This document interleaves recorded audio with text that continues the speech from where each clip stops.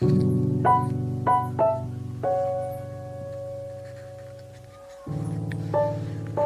ही खत्म हो गया तो फोल्डर ही खराब हो गया था। चार्जिंग चल रहा है। हाँ चल रहा है।